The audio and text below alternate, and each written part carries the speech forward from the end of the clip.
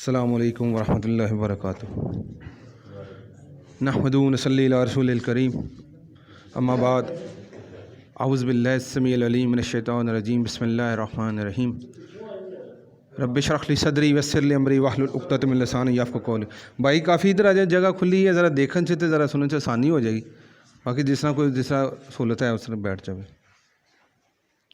بھائی ہم نے یہ 3 چیزیں شروع کی ہیں، قرآن، مسائل فرائض کی حد تک، اور اللہ کا تعارف۔ کافی دیر سے ہم نے یہ چیزیں شروع کی ہیں۔ آج کا جو سبق ہے، پچھلا ہی سبق ہے، اس کو آج صرف اسی کو دہرا دو، نیا سبق نہیں کریں گے، تاکہ یہ جو چیزیں ہیں یہ کلاس کی شکل میں ہمارے ذہن میں پختہ ہو جائیں۔ کیونکہ یہ مقصد یہ نہیں کہ گزر جانا ہے، اگر گزرنے والا کام ہو تو مہینے ڈیڑھ میں سارا کام ختم ہو جائے گا اور کسی کو نہیں پتہ ہوگا ہم نے کیا کیا۔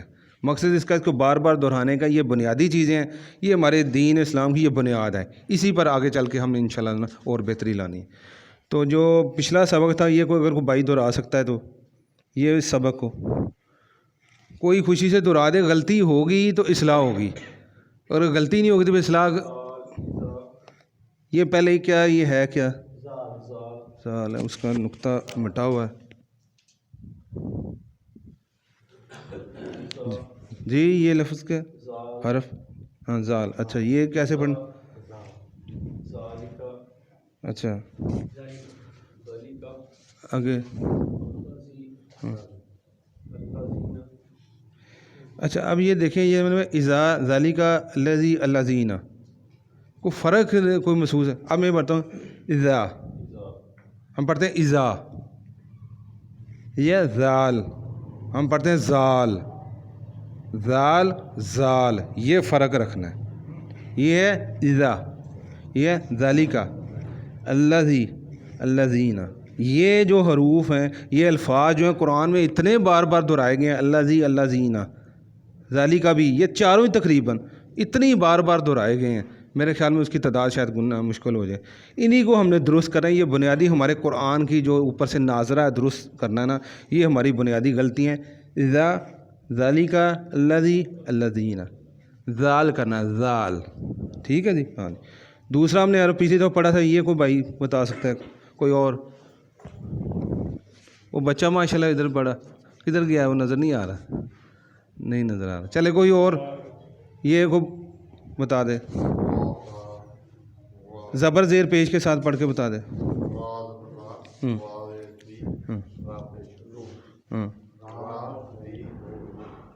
تھوڑا سا یہ دیکھیں، رو زبر رو، رو زیر ری، رو پیش رو، رو ری رو۔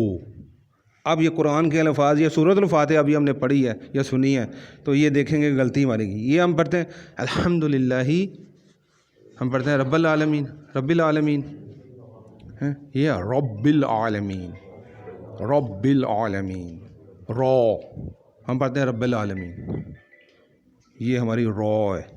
آگے اگلی آیت میں یہ ہم پڑھتے ہیں الرحمن الرحیم، الرحمن الرحیم، عام بندہ جو پڑھتا ہے الرحمن الرحیم، رو، الرحمن الرحیم۔ اچھا یہ تیسری آیت کا چھوٹا ٹکڑا ہے، یہ کیا ہے؟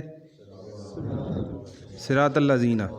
اب ذرا اس میں یہ بھی آ رہا ہے اور رو دونوں کٹھے آ رہے ہیں اس میں، ذرا دیکھیں، ہم پڑھتے ہیں صراط الذین، یہی پڑھتے ہیں، یہ سرو، سرو، صراط الذین، زین، صراط الذین، ہم پڑھتے ہیں صراط الذین۔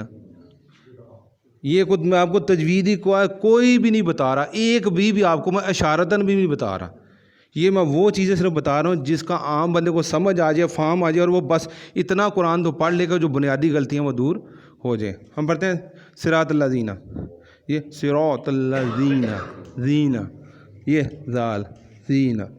آگے اذا جاء نصر اللہ، نصر اللہ والفتح، ہم پتہ ہے اذا جاء نصر اللہ والفتح، اذا جاء نصر اللہ، اذا جاء نصر اللہ، اذا، اس میں یہ بھی آ گیا اذا جاء نصر اللہ، نصر اللہ، ٹھیک ہے۔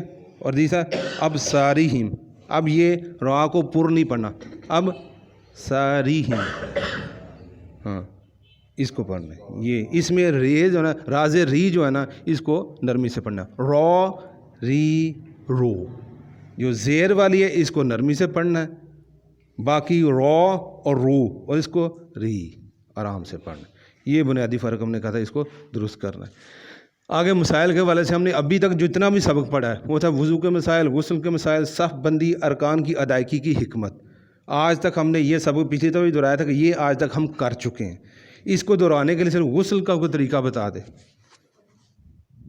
कोई भाई, उसी में वज़ू का तरीका भी आ जाएगा। कोई भाई बता दे, गलती निकलेगी तो इस्लाह होगी भाई, इसके बगैर तो हमारी नमाज कोई इबादत ही कबूल नहीं है। आज सब ज़रा तुसी तकलीफ़ ना करो, किसी और ने भी मत दी, अल्लाह ताला इंतज़ाद होए। भाई जान आप बता दें, गलती होगी कोई मसला नहीं। सबसे पहले जिसम पर जो गंदगी लगी है उसको साफ करना। हाँ जी ठीक, नहीं वो उसको ठीक है, उस तो बाद ही कर देंगे। ठीक सर, जिसम पर जो गंदगी लगी है उसको साफ करना है। उसके बाद आपने वज़ू करना है जैसे आम वज़ू करते हैं वैसे। वो बिस्मिल्लाह वाला वो हदीस हमने बताया ना, अब वाशरूम में तो दिल में पढ़ लेंगे। नहीं, इधर कलाम कहने के लिए कहा। नहीं वो आपको पता चलेगा बंदा वाशरूम में हो तो किस तरह करना है। हाँ। तो बात तो वही चलनी है ना। ठीक है, करें आप। सबसे पहले पानी लेना, पानी को मुंह में डालना है, कुर्ली करनी 3 दफ़ा, 1 दफ़ा, 2 दफ़ा, 3 दफ़ा। हद तो हो गई। अच्छा चलो, बंदा ना तुसी कन्फ्यूज़ ना करो। देखो इत्थे खलोना जेड़ा ना ये चलो थोड़ी, अच्छा चलो इनको बता लेने दें, फिर जो कमी पेशी होगी वो दूर कर लेंगे। यही बड़ी मतलब भाई इधर आके खड़े हो गए, इधर खड़े होना जो ना उधर इधर का बड़ा फ़र्क है। चलो बताएं जी, बिस्मिल्लाह कर। दोनों हाथ धोगे, फिर पानी को मुंह में कुर्ली करनी है, करारा करना 2 दफ़ा, 3 दफ़ा, और नाक में पानी डालना है, और बाएं हाथ की छोटी उंगली के साथ और नाक की सफाई करनी है दोनों साइड। नहीं, बुरी बात। फिर पानी लेके मुंह धोना है, जहाँ से सर की पेशानी से लेकर ठोड़ी तक, और जिसकी दाढ़ी है उसकी दाढ़ी का खिलाल करना है। फिर दोनों बाजू धोने कोने तक। उसके बाद मसा करना है, जैसे ऐसे मसा करते हैं, मसा ऐसे करके फिर दोनों कानों के ऊपर से, फिर कानों के अंदर के सारी दोनों उंगलियां अंदर से घुमा के, फिर ऐसे पीछे से करके, ये आपका पूरे सर का मसा हो गया। उसके बाद पाँव धोने हैं, पहले दायां पाँव धोना है और उसके बाएं पाँव की छोटी उंगली के साथ खलाल करना है उसकी उंगलियों के अंदर। ऐसे ही जब बायां पाँव धोना है उसके बाएं पाँव की छोटी उंगली के साथ उसका पाँव। उसके बाद ठीक है, अपने पैर पानी डाल लें 1 दफ़ा, और उसके बाद आप वो साबुन वगैरह शैम्पू वगैरह। चलो ठीक, जज़ाकल्लाह। मैं बता 4 बुनियादी चीज़ें मुख्तसर सी आपको बता दी। जो पहला ये आपने काम करना है, जहाँ पर जिस्म में गंदगी आपको लगे है तो ठीक है, नहीं तो ना भी, वो आपने साफ़ करनी है। पहला काम करना है। दूसरा काम आपने वज़ू करना है। तीसरा काम आपने सर के बालों को गीला करना है। और चौथा काम सारे जिस्म पर पानी को डालें। ये 4 बुनियादी, पहले उसको शार्ट समझ लें। पहली गंदगी साफ़ कर ली, उसके बाद वज़ू कर लिया, उसके बाद बालों को गीला किया, अगर बाल्टी वगैरह से दाएं बाएं पानी डालकर सारे जिस्म पर डाल दिया, अगर शावर है तो सीधा भी डाल लें तो ठीक है। ये 4 बुनियादी चीज़ें, ठीक है। इनको मैं तफसील बता देता हूँ। आपने पहले वाशरूम में गए हैं, आपने जहाँ पे गंदगी साफ़ कर ली, उसके बाद आपने बिस्मिल्लाह, वाशरूम में बिस्मिल्लाह पढ़नी है, दिल में पढ़ लें, ठीक है। वहाँ पढ़ के तो ये आप ये इस तरह खिलाल कर लेना। ये वज़ू का तरीका इधर से शुरू हो रहा है, ठीक है। ये कर लें, कुली करनी है आपने दाएं हाथ से, ठीक है। इसके 2 तरीके हैं, अलहदा पानी मुंह में और अलहदा नाक का पानी। अलहदा भी ले सकते हैं, और इकट्ठा मुंह में आधा पानी मुंह में आधा नाक में, ये भी तरीका सुन्नत से साबित है। दोनों तरीक़ों से आप कर सकते हैं। 1 दफ़ा भी, 2 दफ़ा भी, 3 दफ़ा, जितनी जिसको ज़रूरत है वो उतनी कर सकता है। 1 से लेकर 3 के दरमियान करना है आपने, 1 से लेकर 5 तक नहीं करना, क्योंकि पानी का इस्तेमाल भी इसराफ़ है। ये भी नापसंदीदा अमल। अगर टूटी खोल दी है, गप्पें चल रही हैं, पानी इस्तेमाल हो रहा है, ये काम दुरुस्त नहीं है, ठीक है जी।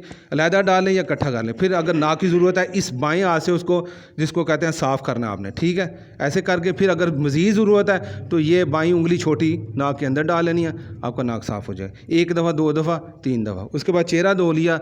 और पहले भी मैंने कहा था, इस बात पर गौर करें सारे, कि कहते नबी अकरम सल्लल्लाहु अलैहि वसल्लम जब चेहरा धोते थे तो दाढ़ी का खिलाल करते थे। जब वो वज़ू करते थे वो दाढ़ी का खिलाल करते थे। तो अगर दाढ़ी का खिलाल नहीं हुआ तो मैं कोई फतवा नहीं लगाता, खुद ही सोच लें। अगर दाढ़ी नहीं है, खिलाल नहीं है, तो वज़ू है या नहीं है, किसी मुफ्ती से पूछेगा। लेकिन इशारतन ये बात समझ जाइए कि अगर ये खिलाल करते थे, वो वज़ू का हिस्सा था, और जिनका नहीं है वो खिलाल कहाँ पे करें, वो फ़ैसला खुद ही कर लें। میں کوئی فتویٰ دینے کی پوزیشن میں نہیں ہوں۔ اس کے بعد آپ نے یہ دائیں سے شروع کرنا ہے، 1 دفعہ 2 دفعہ 3 دفعہ، ادھر سے پھر بائیں 1 دفعہ 2 دفعہ 3 دفعہ۔ جس طرح بھائی نے کہا سر کا مسا آپ نے کرنا ہے، اس کو یہ دیکھ لیں اسی طرح لے کے جانا ہے، واپس جہاں پر بال ختم ہو رہے ہیں وہاں پہ، اور اسی طرح اس کو واپس لینا ہے اسی طرح ہی، ٹھیک ہے۔ اس کے بعد یہ انگلی کان کے اندر اور یہ باہر ہو جائے گی۔ بھائی نے جیسا پاؤں کے ہیں اسی طرح ہی پاؤں دھونے، آپ کا دوسرا حصہ وضو مکمل ہو گیا۔ تیسرا سٹیپ کیا ہے؟ پانی لینا ہے اور بالوں کو اچھی طرح تر کرنا۔ آپ کو پتہ لگے جو سر کی کھال ہے نا وہ گیلی ہو گئی ہے۔ گیلی ہونے کے بعد چوتھا کام کیا کرنا ہے؟ دائیں بائیں کر لیں یا سیدھا پانی ڈال لیں۔ یہ آپ کا غسل کے اندر ہی وضو علیحدہ کریں گے تو اس طرح ہی کریں گے، اور غسل کے اندر کریں گے تو وہ بھی اس طرح کر لینا۔ اور آپ اس کے بعد صابن شیمپو کریں۔ اس کے بعد ایک مسئلہ اور بتایا تھا کہ شرمگاہ کو ہاتھ لگ جائے، جب صابن شیمپو لگانے شرمگاہ کو ہاتھ لگنے، اس میں علماء کے 2 موقف ہیں۔ وہ کہتے ہیں جی اب اس کی تطبیق کیا ہے؟ ایک کہتا ہے جی ٹھیک ہے جی ہاتھ لگ گیا شرمگاہ کو تو آپ نے وضو کرنا ہے۔ ایک کہتے ہیں شرمگاہ کے بغیر بھی جو ہے نا شرمگاہ کو ہاتھ لگے تو وضو کی ضرورت نہیں۔ مگر تطبیق کیا ہے کہ آپس میں ملانا کیسے، حدیث کا فہم کیسے صحیح ہوگا؟ وہ کہتے ہیں اگر شہوت کے ساتھ آپ کا شرمگاہ کو ہاتھ لگ گیا ہے، یہ ایک رائے ہے، یہ کوئی حدیث کی بات نہیں، یہ علماء کی ایک رائے ہے۔ پسند آئے تو لے لیں، نہیں آپ کو پسند فارغ کر دیں۔ وہ کہتے ہیں اس کے جب آپ نے مکمل کر لیا، صابن شیمپو کیا آج کے رواج کے مطابق، آپ کی شرمگاہ کو ویسے ہاتھ لگ گیا ہے، ایک رائے یہ ہے کہ آپ کو وضو کرنے کی دوبارہ ضرورت نہیں ہے۔ دوسری کہتے ہیں جی لگ گیا ہے، لیکن وہ کہتے ہیں شہوت کے ساتھ لگا ہے تو پھر وضو کر لیں، نہیں ویسے لگا تو کوئی بات نہیں۔ یہ 2 رائے ہیں، جو رائے آپ کو بہتر لگے، رائے میں کھلا میدان ہے، جو آپ کا جہاں پر ذہن زیادہ آپ کو لگے کہ یہ بات درست ہے وہ لے لیں، جو نہیں اس کو چھوڑ دیں۔ یہ آپ کا جو نا مکمل ہو جائے گا، ٹھیک ہے جی۔ اس کے بعد پھر صف بندی کا، صف بندی کو 4 بنیادی میں نے غلطیاں کہی تھی، آج بھی معذرت کے ساتھ یہ بار بار باتیں دہرانے کا مقصد یہ ہے کہ ہماری خامی ہے، اس میں کسی کو تنقید کا کسی ایک فرد کی بات نہیں کر رہا ہے، اجتماعی طور پر ہماری یہ خامیاں ہیں، ان کو ہم نے درست کرنا ہے۔ کیا کہ صف کو درست کرنا، نماز کو درست کرنا۔ اور 4 بڑی خامیاں میں کافی دفعہ بتا چکا، کسی کو یاد ہو 4 بڑی خامیاں صف بندی میں، چلیں میں دہرا دیتا ہوں پھر۔ پہلی، جب ہم پاؤں ملاتے ہیں تو ہمارے پاؤں ایڑی کی طرف سے نہیں ملتے، کسی بھائی کی معذرت کے ساتھ۔ ابھی میں نے عشاء پڑھی ہے، ابھی بھی نہیں ملے ہوئے تھے، میں ابھی تازی بات بتا دوں۔ آگے سے بہت زیادہ جو کہتے ہیں میں صف بندی درست کر رہا ہوں، وہ آگے سے پنجے ملا دیتا ہے، وہ کہتا ہے میری شاید صف درست ہوگی۔ پیچھے سے ایڑی سے پورا ایسا جیسے انگلیاں یہ ملی ہوئی ہیں نا، ایسے پیچھے سے ایڑیاں ملیں گی تو آپ کے پاؤں برابر مل رہے ہیں۔ دوسری خامی، جب ہم پاؤں ملاتے ہیں تو پاؤں ملاتے ہوئے ہمارے پاؤں ایسے ٹیڑھے ہو جاتے ہیں، دوسرے بالکل ملانے کی جگہ۔ یہ جب تک ساتھ والے سارے بھائی مل کر نہیں کہ پاؤں بالکل سیدھا رکھنے ہیں، یہ دائیں بائیں مڑے نہیں ہونے چاہیے بالکل۔ اور تیسرا یہ ہے کہ ہم اپنے قد کے مطابق کریں، یا کو بہت بھائی تنگ کر لیتے ہیں یا بہت بھائی کھول لیتے ہیں، اپنے کندھوں کے مطابق جو جتنا جس کا قد ہے اس کے مطابق پاؤں کھولیں۔ اور چوتھی چیز ہے کہ ہمارے کندھے برابر نہیں ملے، کسی بھائی کا سینہ آگے ہے کسی بھائی کا پیچھے۔ نبی اکرم صلی اللہ علیہ وسلم چھڑی یا تیر لے کر ایسے چبوتے تھے جس کا سینہ باہر نکلا ہوتا تھا کہ اس کو پیچھے کرو۔ جب تک صف درست نہیں ہوتی تھی، آج کی بات میں وہ 5 منٹ لگتے ہوں 10 منٹ لگتے ہوں، تب تک نماز شروع نہیں ہوتی تھی، کیونکہ بڑی سخت وعید ہے اگر تمہاری صفیں ٹیڑھی ہوں گی اللہ تمہارے دل ٹیڑھے کرتے گا۔ اتنی سخت بات۔ ابھی رحمان و رحیم کی ہم نے بات کرنی ہے، وہ رحمان و رحیم ہے، تو اتنی بات ہمیں کہہ رہا ہے کہ تمہارے دل ٹیڑھے کر دوں گا۔ جسم کا حصہ ٹیڑھا ہو جائے تو درست ہو سکتا ہے، دل ٹیڑھے ہو جائے تو یہ بڑا مشکل ہے درست کرنا۔ تو یہ کافی بات لمبی ہو گیا صف بندی کی۔ اس کے بعد ارکان کی ادائیگی کی حکمت میں بتا چکا ہوں پہلے، اب دہراؤں گا تو بات لمبی ہو جائے گی، وہ پھر انشاءاللہ بار بار دہرائیں گے۔ ان چیزوں کو بار بار دہرانے کا مقصد یہ ہے کہ یہ چیزیں ہماری دین کی بنیاد اساس ہیں۔ کسی گھر کی بنیاد ٹھیک نہ ہو، اوپر جتنے مرضی پیسے لگا دو، ہلکی کی ہوا کے جھونکے سے یا آندھی سے وہ ساری کی ساری عمارت زمین بوس ہو جائے گی۔ یہ بنیاد ہے بھائی، اس چیز کی طرف آئیں ہم، اپنے فتوے بازی، ہم تنقید کی طرف، ہم ایک دوسرے کے خلاف جناب علی بغض رکھنے، ایک دوسرے کے ساتھ تنقید نہ نشانہ بنائیں، یہ چیزیں بعد کے لیے رکھ دیں۔ یہ ایسی چیزیں ہیں، آپ کسی بھی فرقے میں چلے جائیں، کسی بھی جگہ چلے جائیں، آپ کو کہیں اختلاف نہیں ملے گا۔ تو یہ بھائی اس کو دیکھیں، یہ خدا قرآن کے ساتھ ہمارا جو تعلق ہے وہ خود ہی چیک کر لیں ہم کس درجے پر کھڑے ہیں۔ اور تیسری بات ہے کہ اللہ کا تعارف، ہم نے اللہ کے صفاتی نام الرحمن اور رحیم سے کافی باتیں کر سکتے ہیں، پچھلی صرف دہرا دیتا ہوں کیونکہ ابھی تک 10-12 باتیں ہو چکی ہیں۔ پچھلی بات میں تھی کہ 3 بنیادی تھی کہ اللہ کی رحمت کے حصول کا، یہ اللہ کی رحمت اور ہمارا گمان۔ تو ایک عالم تھے سفیان ثوری رحمۃ اللہ علیہ، ان کا گمان میں نے بتایا تھا، لیکن ہمارے لیے بڑی رہنمائی ہے ان کی ایک قول میں۔ انہوں نے کہا کہ ایک طرف اگر مجھے یہ آپشن دی جائے کہ ایک طرف قیامت والے دن تمہارا والد تمہارا حساب لے لے، اور ایک دفعہ کہے تمہارا رب اور خالق اور مالک تمہارا حساب لے دے، تو میں گمان کرتا ہوں میں اپنے خالق اور مالک کو چنوں گا، وہ بہتر حساب لینے والا ہے۔ کہ والد سے بہتر تو کوئی نہیں ہے نا، وہ کہتا نہیں، مجھے والد کے فیصلوں میں کوئی شک ہو سکتا ہے، میرا خالق و مالک اور رحمان و رحیم ہے، میں یہ اس کو چوائس چنوں گا کہ میرا خالق و مالک، میرا اللہ میرا حساب لے، میرا والد میرا حساب نہ لے۔ اس میں دیکھ لیں کہ کتنا یقین اور توکل والا درجہ ہے۔ اور دوسرا کیا ہے؟ اللہ کی رحمت کے حصول کا طریقہ۔ میں نے کہا تھا کہ اللہ کے جتنے بھی نام ہیں ان کو 2 ناموں میں تقسیم کر لیں۔ کچھ اللہ کے نام ایسے ہیں جو خاص اس کے ساتھ ہیں، جیسے احد ہے، صمد ہے، واحد ہے، یہ کسی مخلوق کے نہیں ہو سکتے۔ لیکن کچھ نام ایسے ہیں اس کے ہی ہیں، لیکن اللہ تعالیٰ چاہتا ہے کہ ان نام کی جو خصوصیات ہیں نا، تو بہت نہیں، کچھ نہ کچھ میری مخلوق میں نظر آئیں۔ تو اگر میں جو بھی نعمت چاہتا ہوں، مثلا میں رزق چاہتا ہوں، الرزاق میرے رب کا صفاتی نام ہے، الرزاق رزق دینے والا نام اس کا ہے، صفاتی نام ہے۔ لیکن وہ چاہتا ہے اگر تم مجھ سے رزق چاہتے ہو تو اپنی استطاعت کے مطابق میری مخلوق کو بانٹنا شروع کر دو، وہ چیز وہ خود ہی تمہیں دے دے گا۔ اگلا کام کیا ہے؟ ہم کہتے ہیں ہم اس کا رحمت چاہتے ہیں، ٹھیک ہے، تو حدیث کا مفہوم ہے اللہ تعالیٰ چاہتے ہیں، حدیث کا مفہوم سے کہا کہ اگر تم چاہتے ہو اللہ تم پر رحم کرے تو اس کی مخلوق پر رحم شروع کر دو۔ یہ الرحمن اس کی صفت ہے، لیکن وہ چاہتا ہے میرے بندوں میں اس کی جھلک نظر آ جائے، میں بندوں کو معاف کرنا شروع کر دوں، انسان کو معاف کرنا شروع کر دے، وہ کہتا ہے میں تجھے ویسے ہی معاف کر دوں۔ الغفور ہے، وہ معاف کرنے والا ہے، وہ چاہتا ہے میری صفت میری ہے، لیکن تو اپنی استطاعت کے مطابق میرے بندوں کو معاف کرنا شروع کر دیں، تجھے میں ویسے ہی معاف کر دوں۔ تو یہ اللہ تعالیٰ کے صفاتی نام ہے، یہ چیزیں اپنے اندر پیدا کریں گے، رزق کی شکل میں، معافی کی شکل میں، رحم کی شکل میں، کوئی اور دینے کی شکل میں۔ الوہاب ہے، وہ دینے والا ہے، وہ کہتا ہے میرے بندوں کو اپنی استطاعت کے مطابق دینا شروع کر دو، میں تجھے خود ہی عطا کرنا شروع کر دوں۔ تو ان ناموں کے ساتھ کہ اللہ کی رحمت کیسے حاصل ہوگی، جو بھی آپ چاہتے ہیں، جو چیز چاہتے ہیں مجھے یہ اللہ دے دے، آپ کے پاس جتنی طاقت استطاعت ہے اس کی مخلوق کو دینا شروع کر دیں، اللہ خود بہت دے دیں۔ اور تیسری چیز ہے کہ اللہ کی رحمت اور ہمارا عقیدہ، یہ کیا ہونا چاہیے؟ تو میں نے یہ دو، ایک وصیت اور ایک جو نا قول آپ کے سامنے رکھا تھا سیرت کی کتابوں سے۔ حضرت ابو بکر صدیق رضی اللہ تعالیٰ نے حضرت عمر فاروق رضی اللہ عنہ کو وصیت کی تھی، ٹھیک ہے، وصیت یہ کی تھی کہ اللہ کی رحمت کا بے جا فائدہ اٹھاتے ہوئے کیا کرنا ہے کہ اعمال کرنا نہیں چھوڑ دینے، اور اللہ کے غضب کی وجہ سے مایوس ہو کر یہ نہیں سمجھنا کہ مجھے وہ بخشے گا نہیں، درمیان میں رہنا ہے۔ یہ ہم کہتے ہیں اللہ بڑا ہم اکثر سوچتے ہیں اللہ بڑا غفور الرحیم ہے، نماز پڑھ لو اللہ بڑا غفور الرحیم، او یار اللہ نے ساڑی نماز کی ضرورت کی ہے، اور یہ بھائی کام کر لو اللہ بڑا غفور الرحیم ہے۔ یار اس کی رحمت کا بے جا فائدہ اٹھاتے ہوئے اعمال سے دور نہ ہو جاؤ، اور اس کے غضب کو کہ وہ آگے انشاءاللہ اگلے سیشن میں بات کریں گے کہ اللہ تعالیٰ کی رحمت اور مایوسی کی 2 بڑی آیات ہیں قرآن میں، ان کے ساتھ ہمارا تعلق کیسا ہونا چاہیے وہ اگلی دفعہ انشاءاللہ بات کریں گے۔ لیکن یہ ہے کہ اللہ کے غضب کے خوف سے مایوس ہو جانا، وہ میرا تو کچھ نہیں بننا، میرے تو پلے ہی کچھ نہیں، میں تو سیدھا دوزخ دی جانا، یہ بھی رویہ نہیں رکھنا۔ اور دوسرا رحمان و رحیم کہ اتنا رحمان و رحیم ہے تو چلو یار کوئی گل نہیں، جو مرضی کرے، جو سب کچھ ٹھیک ہے۔ یہ دونوں کام ہم نے، یہ درمیان میں ہم نے کرنا ہے، خوف اور طمع، اس کے درمیانی حالت میں رہنا ہے۔ اور حضرت عمر فاروق رضی اللہ تعالیٰ نے کہا تھا مجھے اگر کوئی کہے کہ ساری دنیا جنت میں چلی جائے گی اور ایک بندہ صرف واحد دوزخ میں جائے گا تو میں گمان کروں گا کہیں میں نہ ہوں۔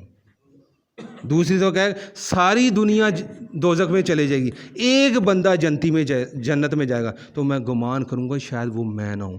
یہ ہے وہ درمیانی حالت، اعمال کرنے ہیں، اس کی اطاعت میں آنا ہے، اللہ اور اللہ کے رسول کی بات ماننی ہے، لیکن اپنے اعمال پر یقین اور توکل یہ نہیں کرنا میں بڑیاں نمازاں پڑھیاں نے، میں بڑیاں تجدہ پڑھیاں، میں بڑے صدقات کیتے اور باقی سارے گناہ، یہ رویہ نہیں رکھنا۔ اللہ کی رحمت سے میرے نبی اکرم صلی اللہ علیہ وسلم کہا گیا کہ آپ جنت میں تو ایسے چلے جائیں گے، ان کا میں بھی اللہ کی رحمت سے جنت میں جاؤں گا، اس کے بعد کوئی بات رہ جاتی ہے۔ اور دوسری دفعہ کیا ہے؟ جس نے ایک دفعہ لا الہ الا اللہ محمد رسول اللہ سچے دل سے پڑھ لیا ہوگا وہ جنت میں چلا جائے گا۔ یہ 2 ہیں کنارے، ان کے درمیان میں ہم نے رہ کے اس رحمان و رحیم کے ساتھ اپنا تعلق بنانا ہے۔